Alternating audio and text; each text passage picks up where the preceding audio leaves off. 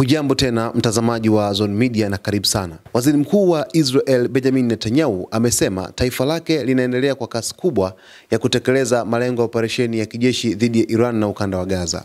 Katika hotuba yake leo, Netanyahu amesema, "Tupo katika siku ya 6 ya operesheni na tumeanzisha operesheni hii kwa lengo la kuondoa vitisho viwili vikubwa dhidi ya Israel, tishio la nyuklia kutoka Iran na tishio la makombora ya masafa marefu."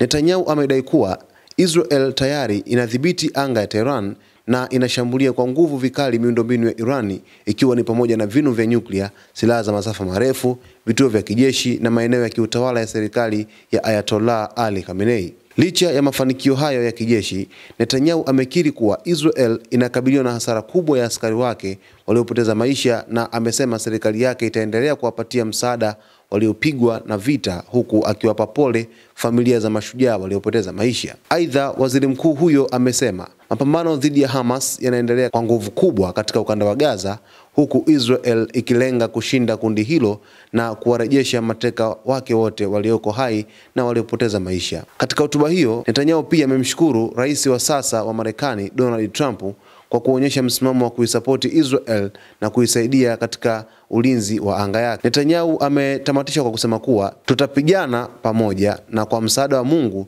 tutashinda pamoja. Sasa mtazamaji, hii ni hotuba ambayo waziri mkuu wa Israel Benjamin Netanyahu ameweza kuhutubia leo taifa la Israel kufuatia kile ambacho kinaendelea katika nchi yake kwa ujumla kuhusiana na mizozo ambayo inashughulika nayo kwa namna moja ama namna nyingine.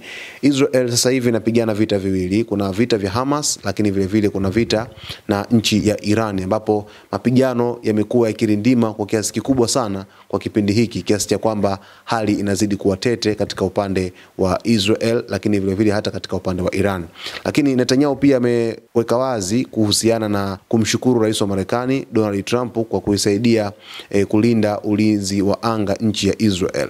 Lakini vile vile ameshukuru pia kwa raia wote wa Israel waliokuwa na uvumilivu katika kipindi hiki na ambao wanaendelea kuwa na uvumilivu. Vile vile ametoa pole kwa familia za wanajeshi ambao wameweza kupoteza maisha kupitia vita hivi, ambapo pale Gaza kuna wanajeshi ambao waliweza kufariki wengi sana, lakini vile vile hata hapa katika mashambulizi ambayo Iran inayafanya kuna wanajeshi pia wanapoteza uhai kutokana na Iran kushambulia vituo vya kijeshi nchini Israel.